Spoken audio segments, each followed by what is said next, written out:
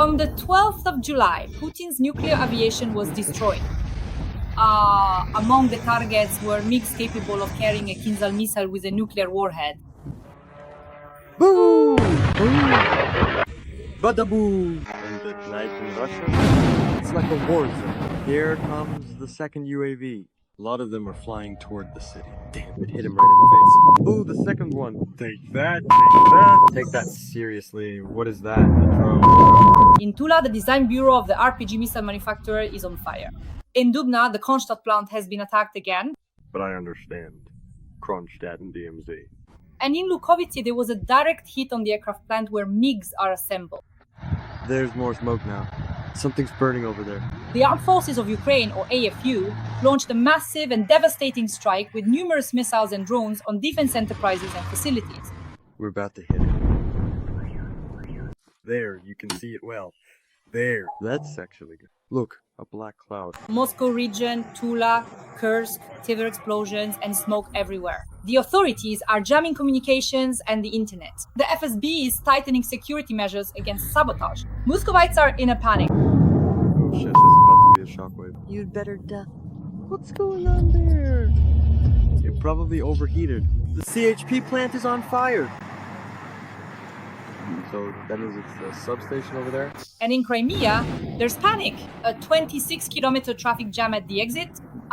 Ukrainian armed forces missiles are flying toward Jankoy. This is fucked up. This isn't a single strike. This is a new phase of the war. And it's only just beginning. We'll discuss it with Alesya Batsman. Alright. This isn't a thunderstorm. I thought it a thunderstorm. No thunderstorm! Yeah. The second drone just arrived. Russia is in panic again, and this is just the beginning. An aviation collapse, delays at Sheremetyevo and Vnukovo continue. And all this is happening against the backdrop of good news from America. It's possible that by the end of this month, the Senate will pass a record-breaking bill on secondary sanctions against Russia. We'll discuss all this with the well-known journalist Alesya Batsman. Alesya, I'm so glad to see you. Dasha, I'm not only glad to see you, I'm glad to hear you too. And everything you just said, you could easily keep going on about it. Yes. I want us to break this down together because, on your YouTube channel, you talk with Grigory Tamar.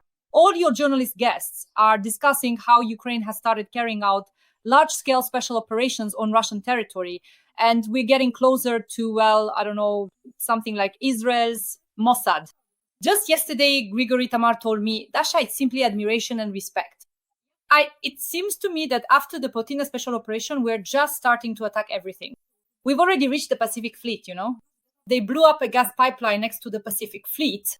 How do you assess all of this? I see it this way. Everything is indeed going exactly as it should. And you and I, in our regular weekly broadcasts, have consistently told our valued audience, my dear friends, please, the absolute main thing is not to lose hope at all. All the bad news you hear, the news that sounds bad, the statements being made, including by the American administration, they're not what they should be, logically or justly. But remember we talked about this, let's look at actions. Let's set words aside and focus on actions, on what actually happens.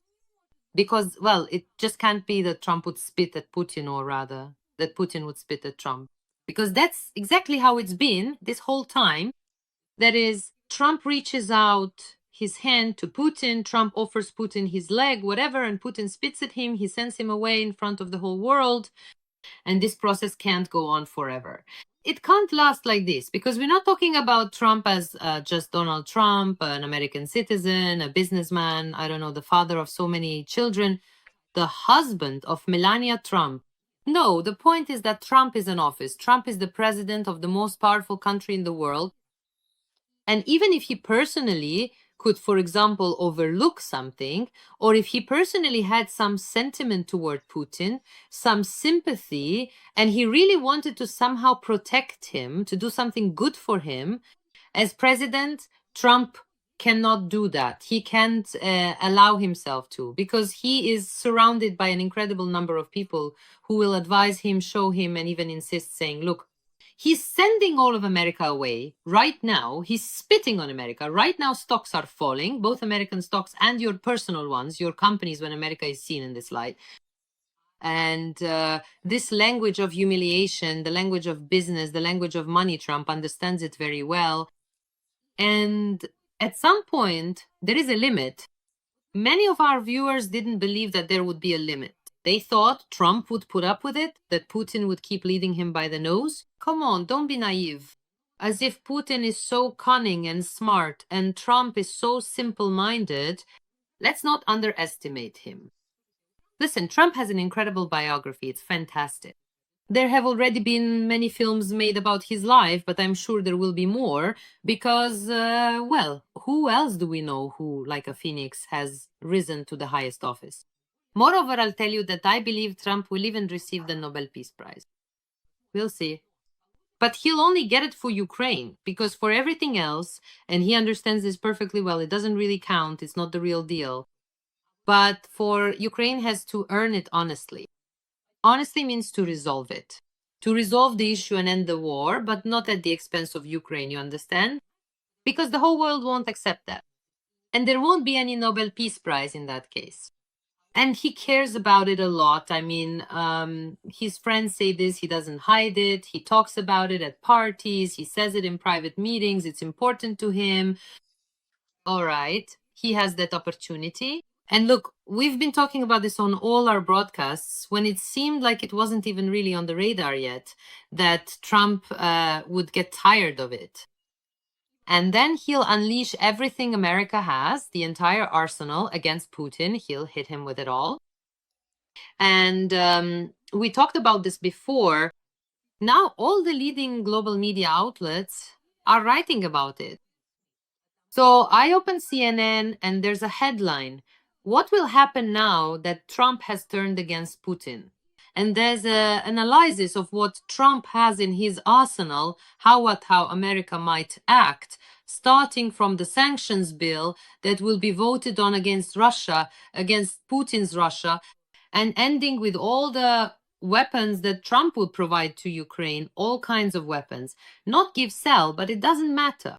That is, the fact is that it will be in Ukraine and will be used by Ukraine. And moreover, about the weapons, well, just look at what's happening. At first there was panic, everything stopped, the supply of weapons was halted. Moreover, even those that Biden had already approved.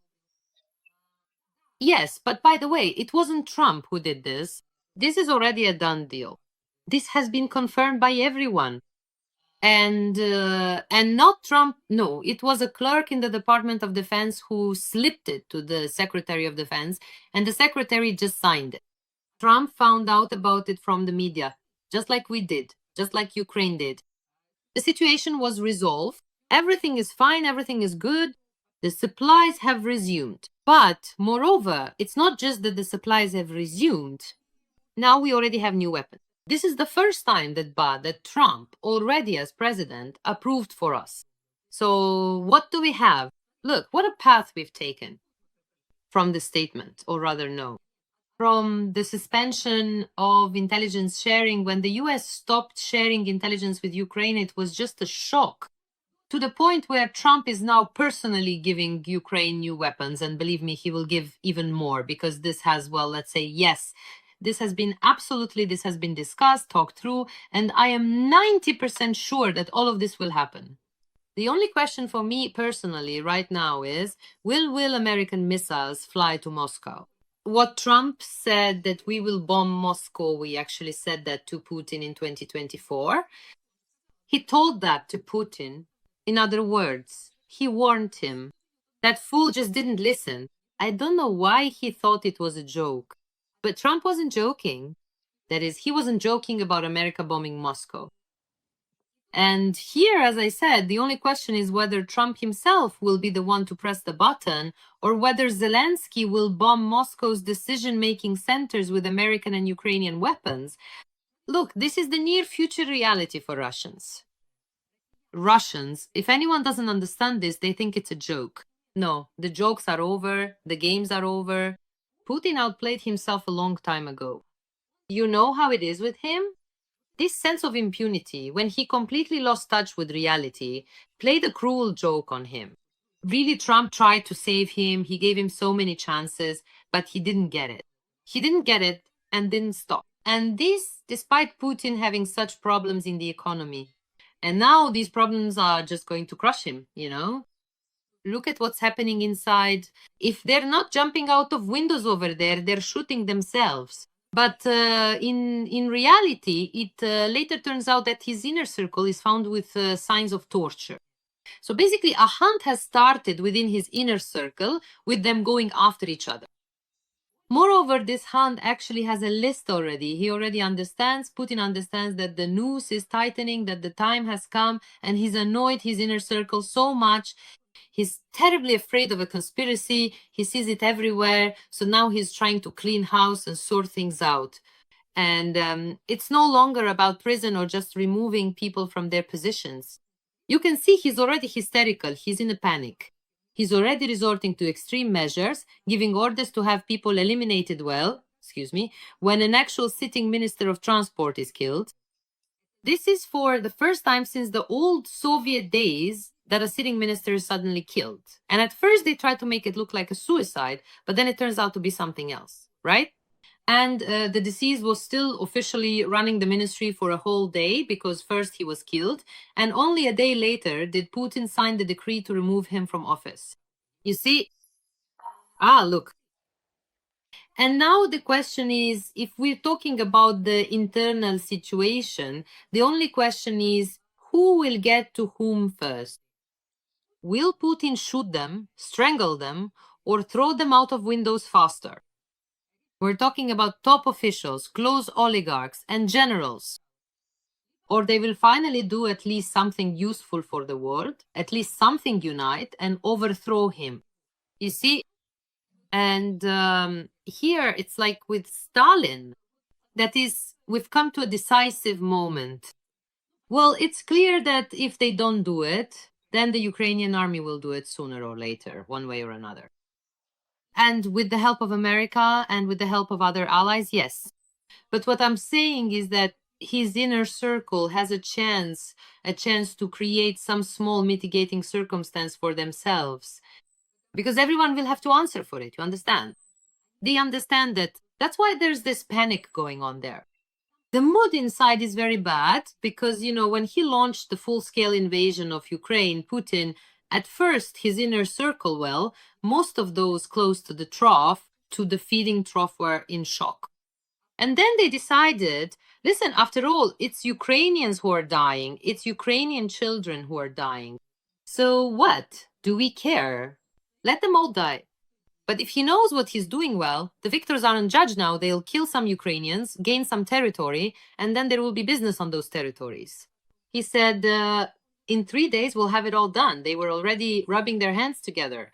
At first, it was like shock. Why do this? And then, wow, awesome. Well, he said the victors aren't judged. Yes, I repeat. But it didn't turn out the way they thought it would. It turned out that nothing worked out for him. Not in 3 days, not in 33 days, not in 3 years, not even in 3.5 years. Moreover, the situation is only getting worse for Russia. What's more, the war has come to Russian territory, and the war has already reached the homes of those very oligarchs who encouraged all this, and then quietly started making money again, sneaking back to the military budget trough.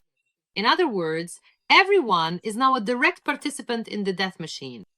But the war has come there too, and now their homes on Rublevka are being bombed, and Putin won't give them air defense. No. Why would he? Air defense protects important targets and they are expendable. Just look at the fate of that minister or the others who fell out of windows. And now they've started to think about it. Turns out sometimes it's the other way around. You know, it's like a joke. Well, I won't recall it right now. When it turns out you can get hit back, it turns out it's not as simple as just taking candy from a child, right? And nothing will happen to you for it. Turns out it's not that simple after all. And the child might hit back so hard, you'll see stars, you know, right before your eyes.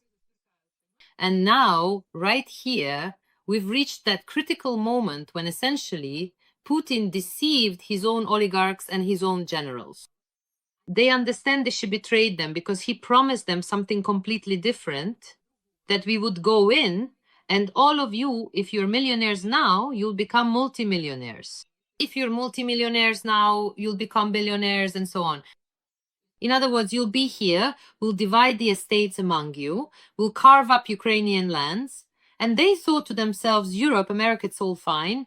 We'll deal with the sanctions later. Everyone will forget. Everything will be okay. Don't worry. But here he deceived them, you see? And instead of this fat, rich, paradise life, all they have ahead of them now is the prospect of a tribunal. And either it will come from him in such a disgraceful way with torture, or at best, they'll end up on the defendant's bench in The Hague, you see? But, well, that's not so bad. The prisons there are pretty good. And in Russia, if you end up in a Russian prison, can you imagine what the conditions are like there, what the prisons are like, and what kind of torture awaits Putin's oligarchs and generals? No one has any doubts about that, right? Have you heard that the FSB is now developing its own torture system and penitentiary service system? So the FSB will have its own separate tortures, their own separate prisons, and all of them will end up there, you see? The FSB wants to establish its own personal penitentiary system. Go ahead. And why do you think that is? They understand. They understand that just in case, they need to be prepared.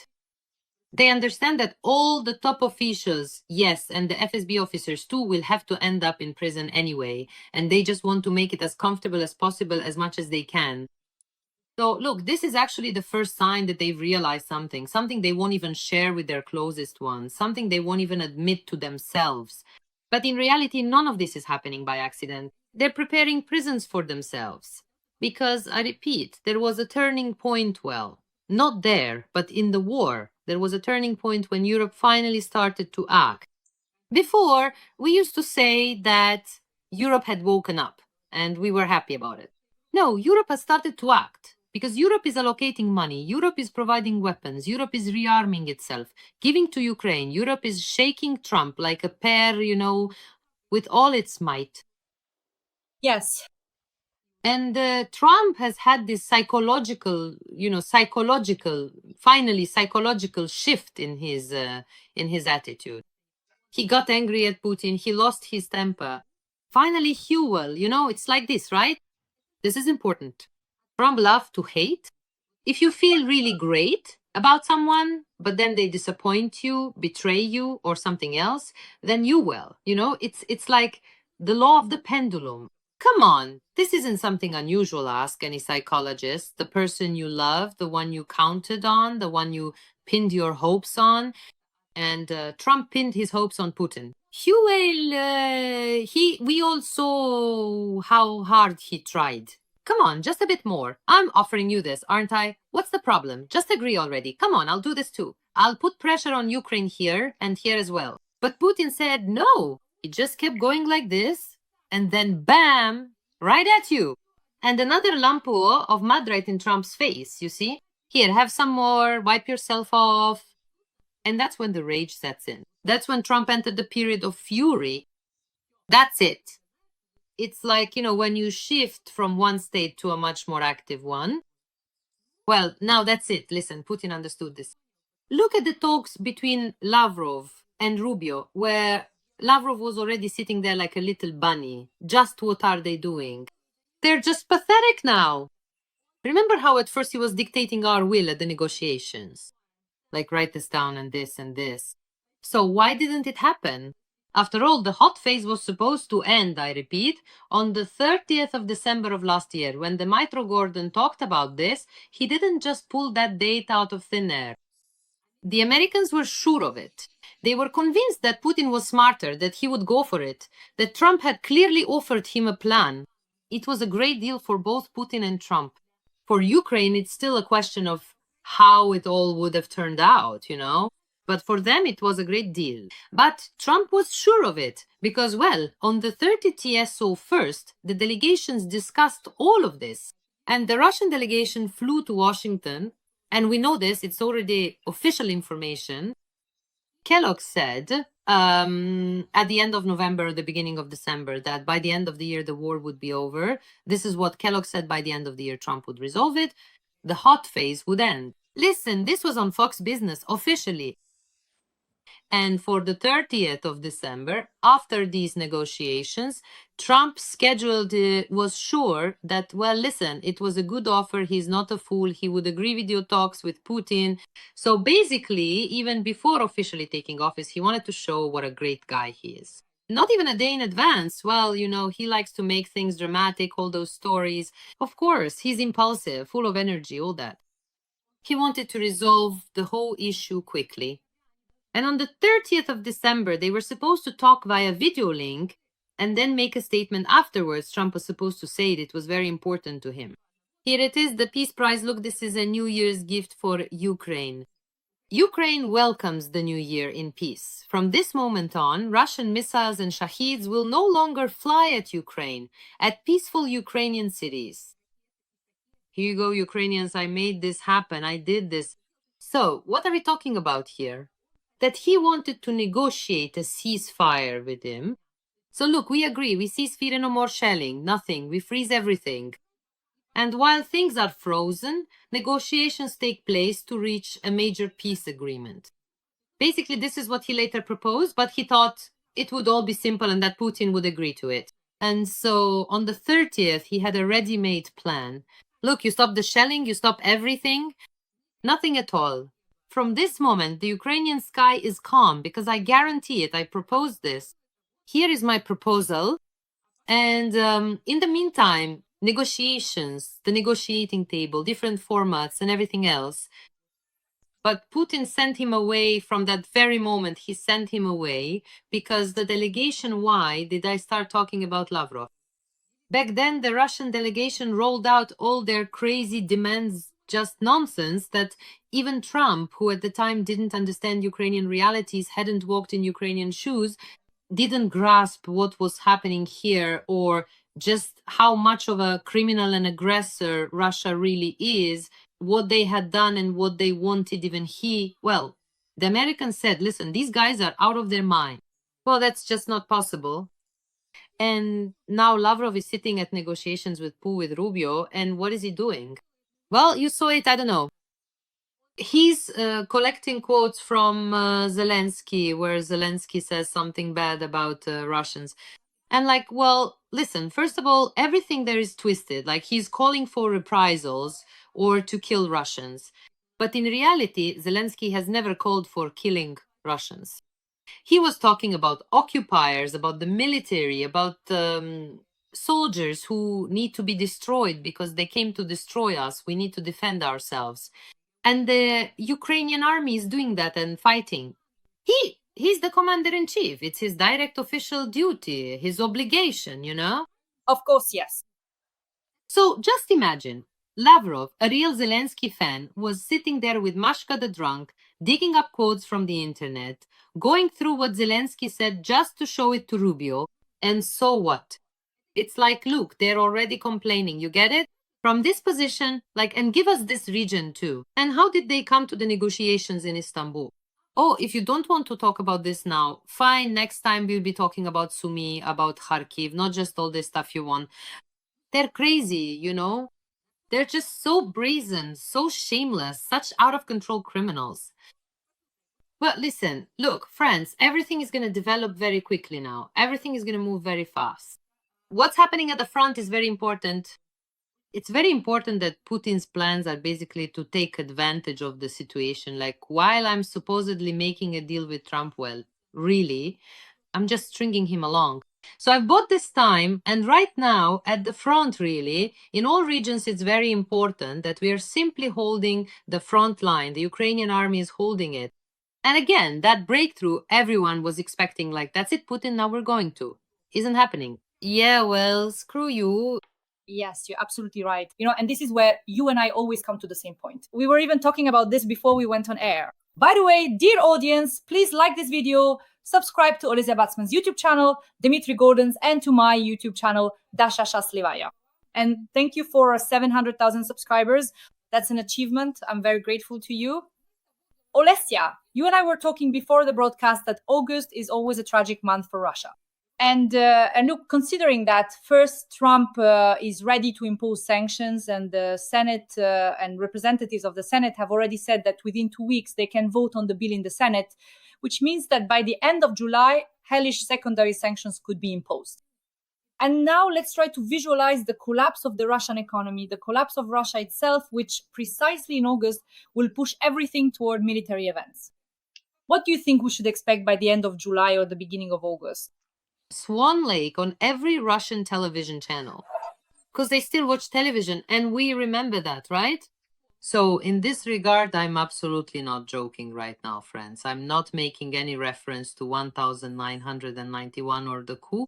No, I'm absolutely serious when I say that Russians are watching television. Well, of course, in Moscow and St. Petersburg, things are a bit better. They're trying, yes, but even there, YouTube has been slowed down, websites have been blocked, and all those delights in general, they're just eating up Putin's crap by the spoonful. But nevertheless, the rest of Russia is sitting just like they did 30 years ago, 40 years ago, 60 years ago, glued to their televisions. That is, they get most of their information from the screen. And what's on the blue screen? On the blue screen, you have the freaks Solovyov, Skabieva, Simonian purely moral degenerates who... Every voice matters. Join our community, support independent journalism and help us bring you the truth from Ukraine. Become a member of Ukraine today. Join us now. Listen, this is just, this is such hypocrisy. You have to be so deceitful, so disgusting to build your whole life on Western values, that is, to take advantage of Western values. Everything that the West has done and created, for some reason they don't use what Russia has created, and they only buy Western things for their children, and they send their children to study only in the West, to the best Western schools, and for some reason they don't buy real estate in Russia. Do you know why? They don't buy their dachas in Russia either, and they invest all that money earned in blood, but they do buy them. That's a big question for the West. Why hasn't this been sanctioned and confiscated yet? Well, it will all happen, you'll see. It's just slow, but it will happen. We used to talk about how to block their YouTubes everywhere too.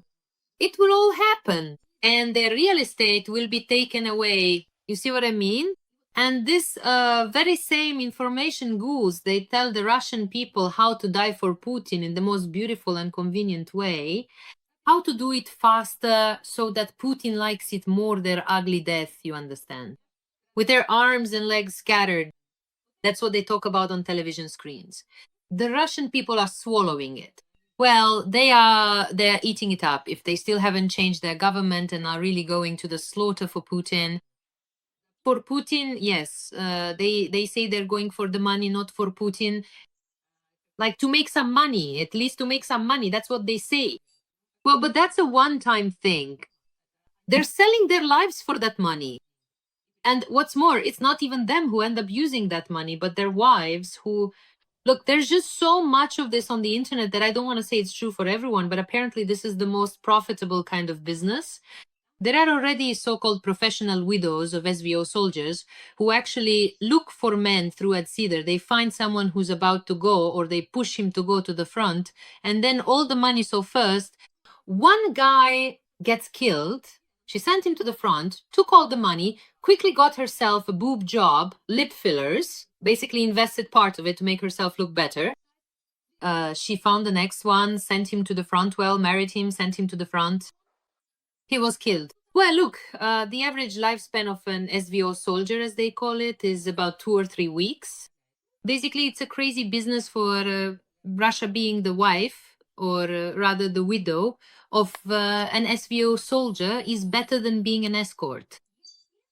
And there are those who have gotten married like this 5 or 6 times already. Can you imagine how much money they've made? They've done everything. They got their eyes lifted, hair transplanted, the buttocks enhanced, the breasts done, lips done. Basically, everything that could be done, they did. Such sufferers, you know?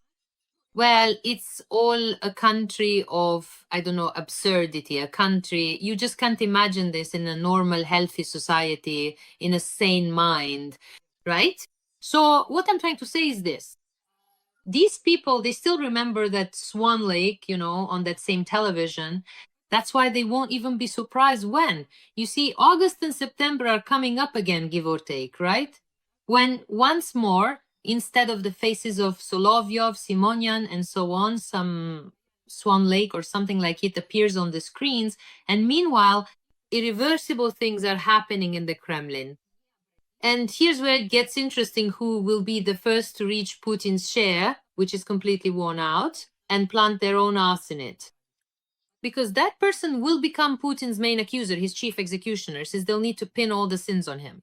It's just like under Stalin, when there was a cult of personality, those who carried out all the bloody executions with him later pinned everything on him to whitewash themselves. History hasn't come up with anything new. The same thing will happen here. The person who rushes to take Putin's place will also blame everything on him and on a few people around him as well. They will either hold show trials or try to take him out before that so that no one even dares to speak up, which is most likely. And here the surname gets interesting. Who will it be? Or maybe it will be some kind of collective figure, because in Russia you can't have a president. The Russian president, literally 3 seconds after I repeat, his backside lands in the presidential chair, tries to become a Tsar. He tries to pull a crown onto his own head, you see. That's just how it works for them. It doesn't work any other way. That's why in Russia, generally speaking, you simply can't have a president. The entire vertical structure needs to be rebuilt. It needs to be restructured so that it's collective governance. Plus, it's just too big. All those national republics they have, they're just waiting and dreaming of the day when they'll finally get real freedom. And then there's a whole bunch of disputed territories. Look, even Putin back when his brain wasn't clogged with Botox back in 2001, right? We were discussing that video from the internet when he was being interviewed by Lyubimov. Was it 2001? So he was president then, or maybe it was 2000 when he was still prime minister, probably. When Lyubimov asked him, does Russia have any territorial claims against Ukraine? Maybe we want to take Crimea or something else. He waved his hands and said, no, not at all. Never. We would never do that, because otherwise it would open such a Pandora's box for Russia itself, since we have a huge number of disputed territories within Russia. And if that example is set, then everyone will want to secede and chaos will break out within Russia. Look, but what he described back then is exactly the scenario that's about to play out now, the one he personally set in motion personally.